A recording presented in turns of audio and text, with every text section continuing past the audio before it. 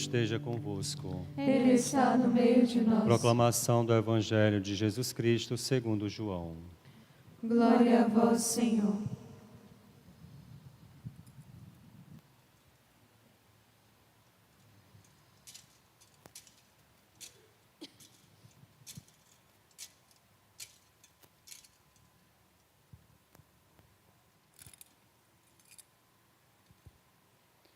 Naquele tempo, perto da cruz de Jesus estava de pé a sua mãe, a irmã de sua mãe, Maria de Cleófas e Maria Madalena. Jesus, ao ver sua mãe e ao lado dela o discípulo que ele amava, disse à mãe: Mulher, este é o teu filho. Depois disse ao discípulo: Esta é a tua mãe. Daquela hora em diante, o discípulo a acolheu consigo. Palavra da salvação. Glória a vós, Senhor. Reverendíssimas madres, queridos irmãos priores, diletíssima irmã Maria Ruth, que renovará os votos hoje. Quem é a irmã Maria Ruth? Queridos irmãos e irmãs na fé e em Cristo Jesus, nosso Senhor, querido povo de Deus que reza conosco nesta segunda-feira, esta liturgia que faz memória a Maria, Mãe da Igreja. Memória obrigatória para toda a Igreja, promulgada pelo Papa Francisco no dia 3 de março de 2018. Mas a vocação materna de Maria não começa em 2018. A vocação materna de Maria, universal, começa aos pés da cruz. Ali nós podemos perceber o testemunho daquela mulher de fibra, daquela mulher forte, daquela mulher elegante. A mulher que está aos pés da cruz é a mesmíssima esposa do Espírito Santo.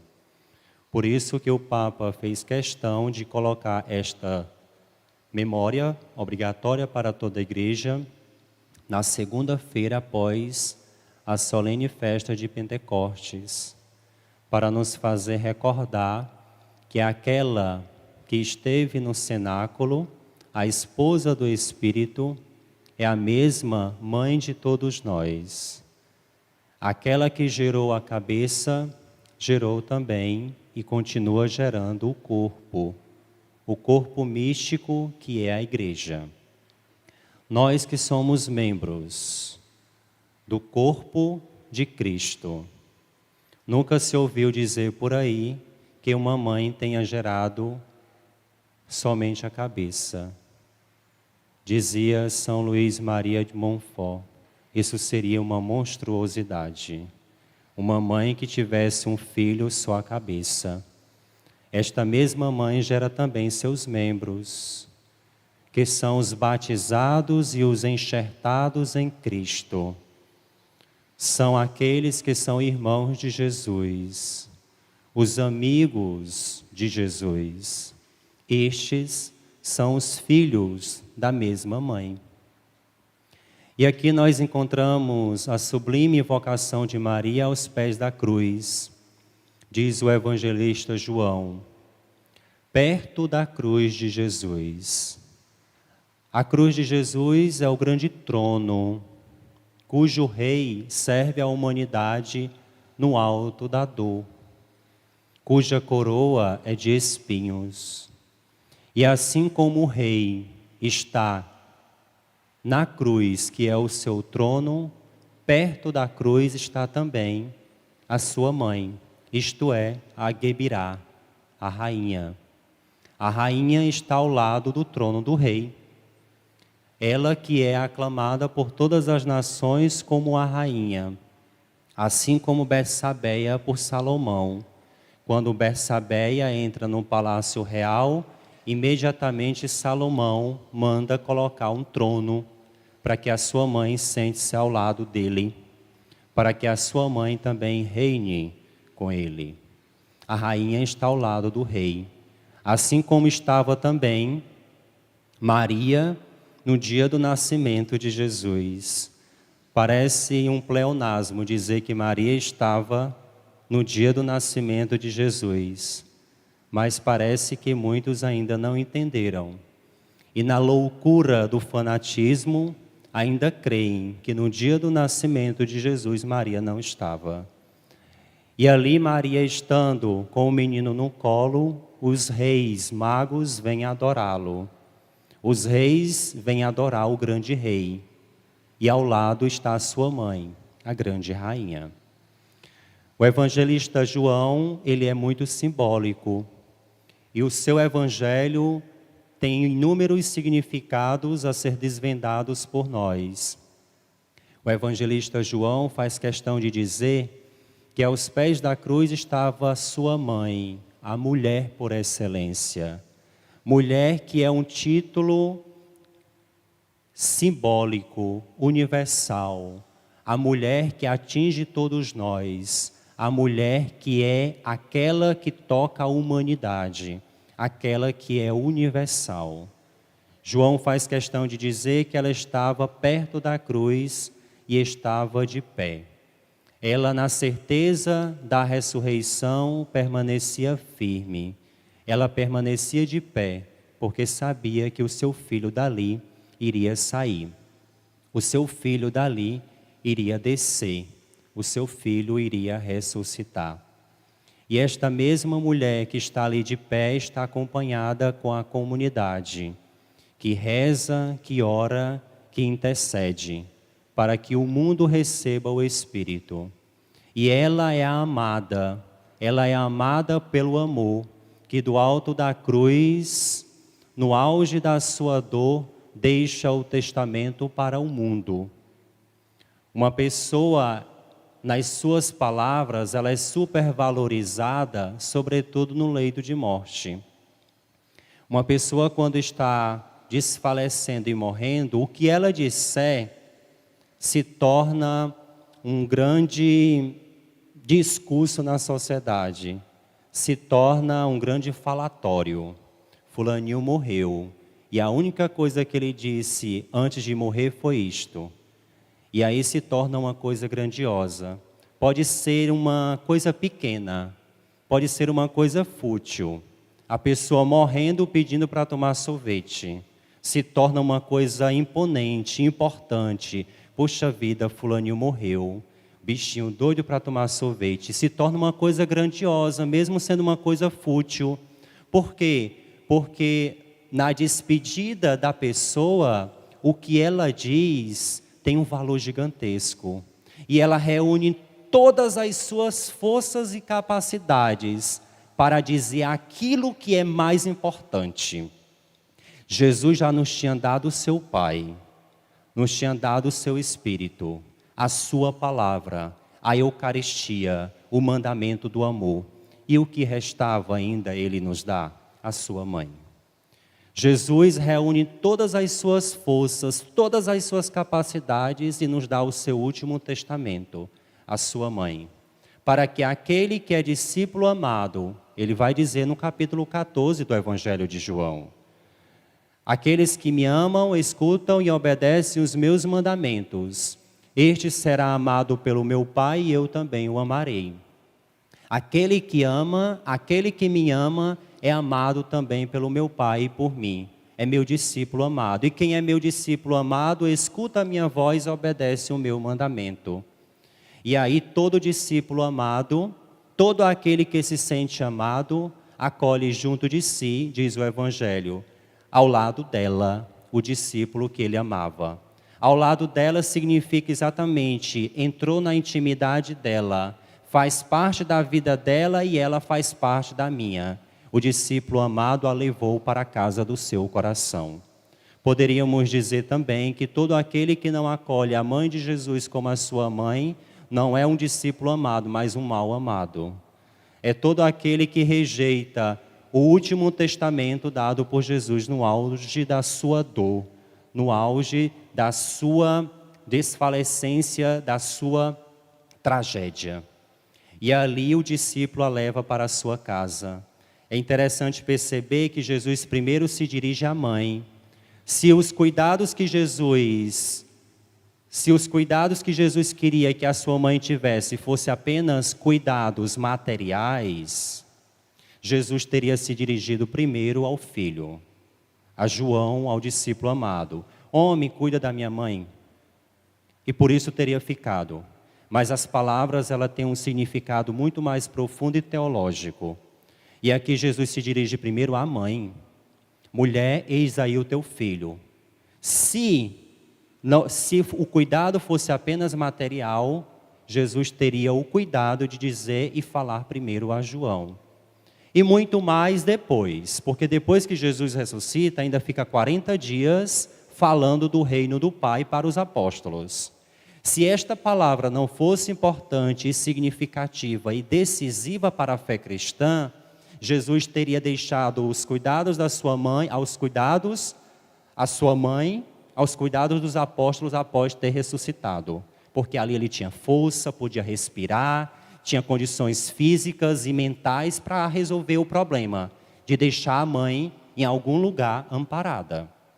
Mas se Jesus, no auge da dor, no auge da sua crucifixão, e deixando o seu espírito e desfalecendo, nos dá o testamento da sua mãe, é porque isto tem um significado muito grande. Esta palavra ratifica o que nós escutamos na primeira leitura. Esta é a grande mulher, cuja descendência é o Cristo e somos nós. Esta mulher que será rejeitada por Satanás, porque com ele ela não tem comunhão nenhuma, com ele ela não tem papo nenhum. Porque com o pecado nós entramos na intimidade do demônio. Seja qual for o pecado, por menor que seja, a promessa de Deus no Gênesis é: tu não terás amizade, tu serás inimiga ferrenha do capeta.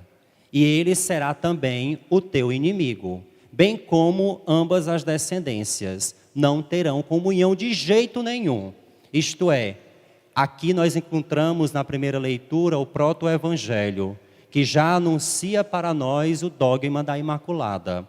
Aquela que não tem mácula, aquela que não tem papo nenhum com o demônio, aquela que não tem chamego nenhum com Satanás. Maria é, portanto, a preservada.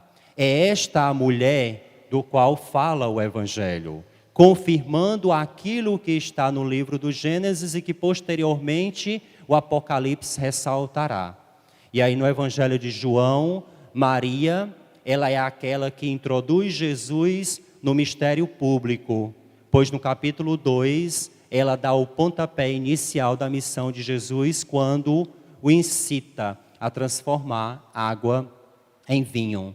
Maria também é o modelo do discípulo, porque ela não abandonou, ela não esteve presente na vida de Jesus só no bem bom, ela esteve também no auge da dor, lá na cruz. E ela compreendeu tão bem o seu papel de mãe, que ela estava no cenáculo, à espera do Espírito, à espera do prometido. Maria estava lá, consolando, auxiliando, ela a auxiliadora dos cristãos, ela o amparo dos cristãos, aquela que sentiu a maior dor. Quem pode comparar a minha dor? Diz o livro das Lamentações. A minha dor é inigualável, é uma dor de mãe. No entanto, eu estou aqui para consolar porque o meu filho me mandou. Eis, portanto, a missão de Maria, de ser não somente a mãe da cabeça, a mãe do Cristo, aquela que gerou o Messias, mas a mãe também de todos aqueles que se sentem amados e que são, portanto, filhos do Pai e irmãos de Jesus. Maria é o lado luxo do cristianismo. Ela é o patrimônio inigualável da fé. Ela faz parte da identidade cristã. Ela faz parte do depósito da fé. Dizia São João Paulo VI, o verdadeiro cristão é um verdadeiro mariano. Não existe fé cristã sem Maria, porque ela é a imagem do discípulo perfeito, aquela que acolheu a palavra, aquela que meditou a palavra e aquela que gerou frutos. Mateus capítulo 12 vai nos falar exatamente a parábola do semeador. Qual é o melhor o maior discípulo de Jesus, ele fala nessa parábola, é aquele que tem um coração fértil, que acolhe a palavra e que gera frutos de vida. Maria gerou o maior fruto de vida que nós poderíamos conhecer sobre a face da terra. Bendito é o fruto do teu ventre. Ela acolheu a palavra, meditou a palavra e gerou para o mundo o fruto da vida. Ela é a imagem do discípulo ideal, aquela que esteve presente no nascimento, na vida pública, nas dificuldades, na crucifixão, na ressurreição, na ascensão, no Pentecostes. Aquela que esteve presente ao longo da vida da igreja, aquela que esteve presente ao longo da vida do Filho. E tudo que o Filho fez, falou e ensinou, ele também aprendeu ao longo dos seus 30 anos em casa. Filho de peixe, peixinho é. Jesus foi ensinado na escola de Nazaré. E tudo o que ele nos ensinou de decência, de moralidade, de boa índole, de acolhimento, ele viu naqueles que foram representantes de Deus na sua vida. Porque Maria e José não foram colocados na sua vida de paraquedas, mas eles foram preparados. E muito mais do que eles irem ao encontro de Deus, Deus chegou primeiro na vida deles. Deus chegou primeiro na vida. Deus se antecipou a Maria, Deus se antecipou a José. E ensinou-lhes pelo seu Espírito. Por isso que nós proclamamos em Maria, ela é a redimida antes de todos serem redimidos. Ela é alcançada por Deus antes mesmo de ser consolidado o mistério da redenção. Ela é a primeira a ser redimida. Ela é a primeira a ser alcançada por Deus. E por ser assim redimida e alcançada por Deus, ela também nos alcança com a sua maternidade, com a sua acolhida. Ela continua sendo, doa a quem doer, a mãe da igreja. A mãe daqueles que são fiéis ao Evangelho. A mãe daqueles que são irmãos de Jesus. A mãe daqueles que desejam e fazem a vontade do Pai. Quem me ama obedece à minha palavra. Quem me ama faz o que eu digo. Quem me ama faz o que eu quero, disse Jesus. Eu amarei, o meu Pai o honrará. E todo aquele que faz a minha palavra acontecer será meu discípulo amado. E por ser meu discípulo amado, deve também acolher o meu último testamento. Eis aí tua mãe, leva para a tua vida, leva para a tua casa. Tem intimidade com ela. Cuida dela como se cuidasse de mim. Tem uma relação com ela como se fosse eu mesmo. E esta intimidade, e nesta intimidade nós entramos nesta festa de hoje, nesta memória obrigatória de hoje, celebrando aquela que foi e que é e que sempre será para nós um referencial do Evangelho vivo, um referencial de mulher forte, de mulher elegante, de mulher doada, de mulher totalmente de Deus, de uma mulher que não se reservou, que não se preocupou com a sua vida, mas que a doou inteiramente pela causa do Evangelho, mesmo sem o conhecer plenamente, pois ela depois conhecerá pela boca do próprio Filho.